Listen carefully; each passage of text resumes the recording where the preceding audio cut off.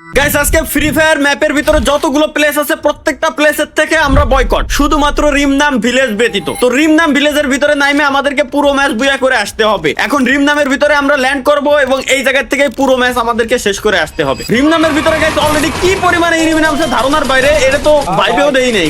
কারণ এই জায়গায় আর আল্লাহ বুলুজনই তো এই জায়গায়, এটা তো দেই নাই।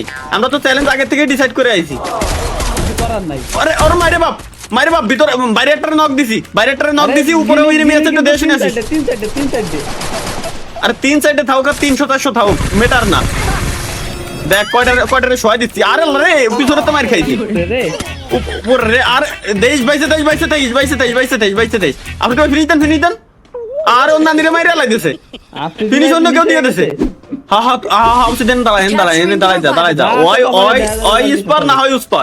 আজকে চ্যালেঞ্জ আমরা কমপ্লিট করে ছাড়বো, সমস্যা নাই। দুইটারে নক দিছিলাম, বাট সমস্যা হলো বাইরে থেকে থার্ড পার্টি শিকার হয়ে গেছি আমরা। কিচ্ছু করার নাই, আমাদের ল্যান্ড করতে হবে আবার রিমনাম ভিলেজে। রিমনামের বাইরে আমরা যাইতেই পারবো না। রিমনাম অনলি রিমনাম। আরে ভাই কপাল এতটাই খারাপ, জোন তো মেলা দূর, সমস্যা নাই। কিন্তু এটাকে আগে ক্লিয়ার করা লাগবে আমাকে, যেহেতু চ্যালেঞ্জ আগে ক্লিয়ার। রিমনাম আগে ক্লিয়ার দেন হচ্ছে বাকি সমস্ত জায়গা যতগুলো আছে সব দেখতেছি। রিমনামের উপরের সাইডেও এনিমি আছে, নিচের সাইডেও এনিমি। একটু খেয়াল করে থাকিস, ঘরের ভিতরে কভার নিয়ে এরপরে খেলিস। লুট করব এনিমি আমার সাইডে। ধর আগে এনিমি ক্লিয়ার দে, এরপর হলো বাকি কথা। কভার লাগবে। ও পিওপি উপর তো মারতেছে, স্নাইপিং করতেছে কিরা জানো দেখ। আরে কোন সাইড থেকে জানো স্নাইপিং করতেছে রে ভাই। আরে এই দেখ সিঙ্গেল এনিমি, শেষ খেলামনি শেষ। ও স্নাইপার আমাদেরই। তাহলে উপরের সাইডে প্লেয়ার আছে, উপরের সাইডে ইয়েলো মার্ক এনিমি। ওরে বাপ রে বাপ, আমি মেডিকেট মারিনি। কি দিয়ে জানো মারতেছে, এত ড্যামেজ দেয় কে? হয়ে গেছে। লাগবে না। এবার ওরে দেখতেছি। ওরে ভাই দেখছি গাছের গোড়ায় ফুল ড্যামেজ। আমি রাশে যাচ্ছি কভার দেখালি। ও মরে গেছে অলরেডি। আরো আছে ড্যামেজ দে। উপরে তো মারতিছে। ঘরের ভিতরে তোরা রিভাইভ সেন্টার ওই জায়গায় থাকিস, এই যে ঘরের ভিতরে। আরে বাপ রে বাপ, ডিরেক্ট হেডশট রিভাইভ। ওই দেখ, আরে রিভাইভটা দিয়ে নিতি, সমস্যা নাই। ওপরে নাইস। সুন্দর। রিমনাম মেবি ক্লিয়ার। এই যে M2B আছে এই জায়গায়, লাগবে কারো? ওকে M2B আছে ওই জায়গায়। আচ্ছা লুট মোটামুটি আমাদের যেটুকু হইছে এনাফ আমার মতে।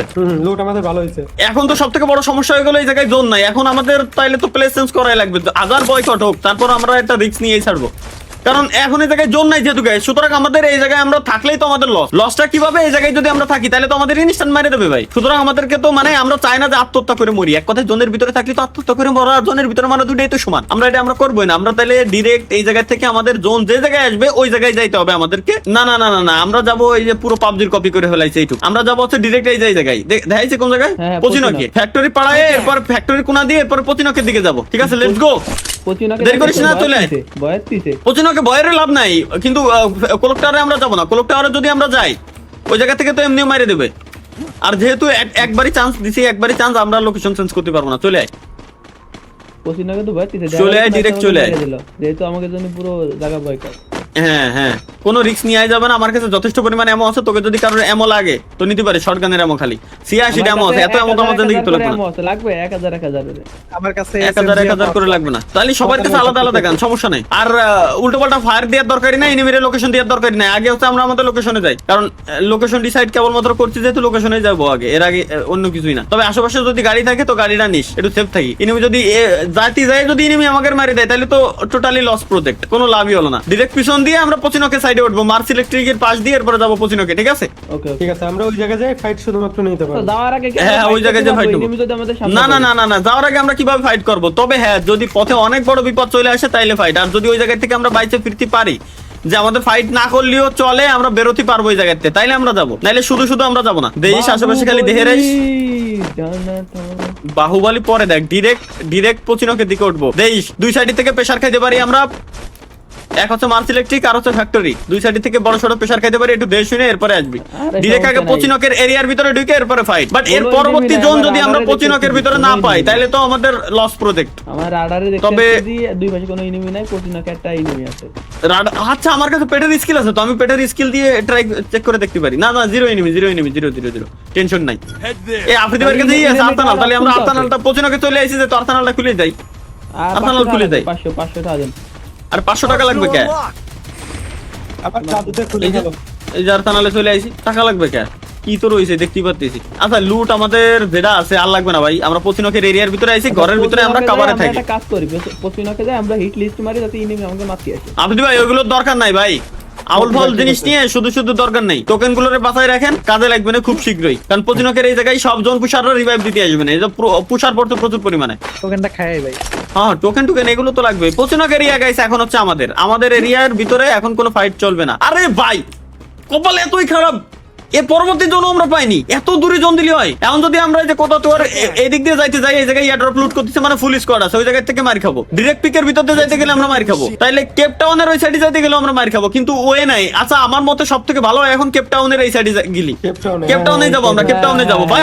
আবার দৌড়ানো লাগবে দূর। আমরা কেপ টাউনে যাবো, কেপ টাউনে যাবো। ওখানে আমরা ব্যাকআপও হওয়া নেই। হ্যাঁ ব্যাকআপ পাবানি, আমরা কেপ টাউনে যাবো। কিন্তু কেপ টাউনে যাতে যদি দেই, আচ্ছা দেখতো 4 জনের গাড়ি আছে নাকি পিছনে? তাহলে কি 4 জনের গাড়ি দেখা যায়? না গাড়ি নাই, দূর। এটা কোনো কথা? জিপ আছে 4 জনের। তাহলে জিপ নিয়ে আসেন 4 জনে যাবো একসাথে যাবো। আর এই যে এই কোনা বরাবর চলে আসেন, আমি এই জায়গায় একটু কভারে আছি। এত খারাপ কপাল হলো নাকি? পচিনকে অলরেডি কারাদানা এসে গেছে, অলরেডি এই জায়গা থেকে লুট টুট সবকিছু নিয়ে গেছে। পচিনকে ভাবলাম জোন পরবর্তী জোন আমরা পাবানি, সে পচিনকেও পেলাম না। দূর। ফাস্ট আসেন, ফাস্ট ডিরেক্ট কেপ টাউন যেখানে মার্ক দিয়া ঠিক ওই জায়গায় যাবো আমরা, ঠিক আছে? ওয়েট চলেন দৌড় দেন, যেখানে মার্ক দিয়া ডিরেক্ট ওই জায়গায় যায়। এরপর দাঁড়ান, সামনে এয়ারড্রপ লুট করতেছে, এদিক ওদিক তাকানোর কোনো দরকার নাই, ডিরেক্ট পচিনক মানে সরি কেপ টাউন। যতটুকু পলাই যেতে পারেন পারলে জোনের ভিতর দিয়ে, এরপরে হ্যাঁ জোনের ভিতর দিয়ে চলে যান। আচ্ছা এই জোন শেষ হলে মনে হয় যে আগুন ধরা জোন দিবে না, ওতে ড্যামেজ বেশি দেয়। কিন্তু এই জায়গায় ভাই প্রচুর পরিমাণে ফাইট হয়ে গেছে, দরকারই নাই ভুলেও দরকারই নাই। আমরা আগে আমাদের এরিয়ায় যাই। কি একটা যন্ত্রণায় পড়লাম। আচ্ছা যে জায়গায় যাইতে যাচ্ছি এই জায়গায় একটা মার্ক দিয়ে দেই যে কোনো এনিমি আছে কি না এই এরিয়ার ভিতরে। না জিরো এনিমি, টেনশন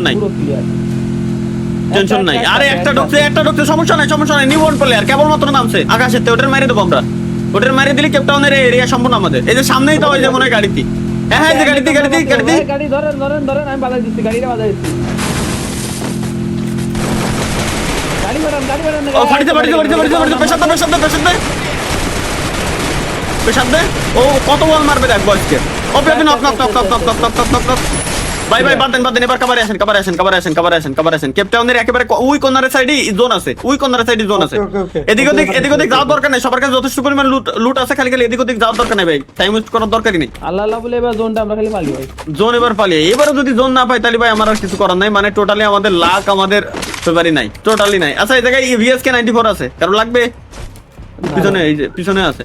এবার ভাই জোনটা প্লিজ আমাদের। আরে ভাই এরা টোটালি আমাদের বিপক্ষে। ও আচ্ছা পাইছি উপরে ডিরেক্ট আমরা উপরে চলে যাবো, ডিরেক্ট উপরে চলেন আগে যাই, ডিরেক্ট উপরে। হ্যাঁ আগে ডিরেক্ট উপরে। এই জায়গায় কিন্তু প্রচুর এনিমি আসবে, কারণ কি এই জায়গা ছাড়া বাকি সব জায়গায় কিন্তু ফাঁকা, প্রায় ফাঁকা। এই এরিয়া মাঝে খালি একটা ঘর আছে। দোতলা কভার করি পুরো। হ্যাঁ দোতলা ধরে রাখি, খালি এনিমি আসবে আর মারবো। টাইম বোমা কারোর কাছে থাকলে পাতায় রেখে দেন, আমার কাছে নাই। আচ্ছা কি স্কিল কিনা যায়? আমার কাছে আছে, মেশিন আছে। কি কিনা যায়?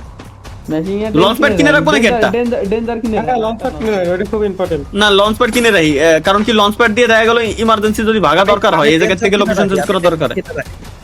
ডেঞ্জার ওকে কিনা যায় না এখন শেষ সময় শেষ। আমিও দেখছি ডেঞ্জার কিনা যাচ্ছে না। তবে ভাই এবার পারফেক্ট একটা জায়গায় আইছি। এখন হচ্ছে জাস্ট পুরো ম্যাচটা আমাদেরকে কমপ্লিট করতে হবে এই জায়গা থেকে। একটু কভারে থাকেন, কারণ আশেপাশে দিয়ে দেখা যায় কিন্তু এই ম্যাচটা হার্ড হবে, মানে অলরেডি হার্ড হচ্ছেই ভাই। যে পরিমাণে রিভাইভ দিয়ে নামাচ্ছে এনিমিগুলোরে, তার থেকে বড় কথা হলো জোন আমাকে ফেভারই নাই। যে জায়গা যায় ওই জায়গাতে পরবর্তী জোন। এই যে কেপ টাউনে আসলাম, কেপ টাউনের উপরে ফেলাইছে জোন, ক্যারাটনের এই সাইডে। এই জায়গা বসে তাই ওই মিলিতে আসতে পারে এনিমি। কেপ টাউনের এই দিক দিয়েও আসতে পারে আমার মনে হচ্ছে। এয়ারড্রপটা কি লুট করছে নাকি? ওই যে এয়ারড্রপ তো ফাঁকা। এয়ারড্রপ অলরেডি লুট করে নিয়ে গেছে, আগে তো লুট করা ছিল, লুট করে নিয়ে গেছে। দরকারই নাই ভাই, দরকারই নাই, আমরা আমাদের চ্যালেঞ্জের ভিতরে রয়েছি, চ্যালেঞ্জটাই কমপ্লিট করি। আর পুরো এরিয়া জুড়ে শুধু ক্যারাটনের এই সাইডে একটাই ঘর, এই একটা ঘরে আমরা ধরে রাখছি আমাদের বেস্ট একটা পজিশন। এক কথায় লাস্ট ফাইটটা আমরাই করতে পারতেছি ইনিমিগুলোর সাথে। ভাই এই কোন জায়গা হয় মার্ক দেন, কল দে। আরে দেখ সামনে এনিমি কই, তুই একা একা ফাইট নিতে গেলি কেন? ফাইট তো আমি রিভাইভ দিচ্ছি। সামনে ফুল স্কোয়াড আসছে। ড্যামেজ একটু দেখে আমাদের গাড়ির উপরে Relax. প্লেন মারতেছে, আমাদের উপরে প্লেন মারতেছে। ছাদের উপরে, তাহলে আমরা ছাদের উপরে যেহেতু নামতেছি, আমরা এই এরিয়াটা কভারতে রাখি। এনিমি তো সব এই জায়গায় এখন আমাদের কাছে আসবে, এই ঘরটারে ধরার ট্রাই করবে, যেটা আমরা ধরে রাখছি। আসুক এনিমিগুলো আসতে থাক দেখতেছি এক এক করে। সব জায়গায় প্লেন। গ্রেনেড মারছে ওইটা পারা নাই, আমি বাইকে আছি কোনা ধরে এবার ওরা আসবে আমাদের পেশা দিয়ে ট্রাই করবে, ঠিক আছে? অলরেডি এক্সপোজ হয়ে গেছি আমরা, পেশা দিয়ে ট্রাই করবে। এই যে বাইরে একটা রয়েছে, আরে এই জায়গাতে গুলি শটগান দিয়ে মারা শুরু হয়েছে। ড্যামেজ, নিচ থেকে আরে ফেলাইতেছে আমার, রিভাইভ একজন। ব্যাস নাইস। এবার খালি খেয়াল রাখিস, ব্যাস ওপি নিচ দিয়ে যেন রাশ না দিয়ে দেয়, ওইটা খেল রাখতে। নিচ দিয়ে রাস্তা মানে যাতে উঠতে না পারে। আমি এই জায়গায় হোল্ড করে দাঁড়ায় আছি, প্যারা নাই। এই জায়গাতে খালি না উঠতে পারলে ওই জায়গায় দুইটা প্লেন, ওই জায়গায় ওরা রাশ খেলতেছে বা এই কাজ। আমরা এটা আমি নক করছিলাম ওইখানে একটা। ও তো উঠে দেবে, কারো কাছে গ্রেনেড থাকলে মারি দে। ওইটা আমার কাছে এই আমি একটা একটা টাইম বম পাইরা পাঠাইছিলাম যাতে উঠলাম। টাইম কর পাবো, টাইম করব। ওই যে ওরা মারতে দেয়, খালি গ্রেনেড কাট করে না মারলি হচ্ছে। আচ্ছা আমরা জোন পাইছি, আবারো জোন পাইছি, ঠিক আছে জোন পাইছি। হ্যাঁ এটা লাগ। তবে হ্যাঁ নেক্সট জোন আমরা পাই। ইনিমি ফাটিছে নিচে। এই প্লেন কোথা থেকে আসলো ভাই? এটা এই কোথা থেকে আসলো ভাই? এই মার। আরে কি রে? নাইস চলো ভাই, ওয়াও। ধরেন এই পিছন থেকে। আরে ভাই রে কি প্রেসার দিয়েছে, ওই যে চার্জ মাস্টার দিয়ে মারিছে ভাই, কিছু করার নাই। তবে আমরা ভালো প্রায় কাছাই গেছিলাম, কিন্তু ধাপ করে এসে লাস্টের এই জায়গায় এসে মারা দেখে গেল।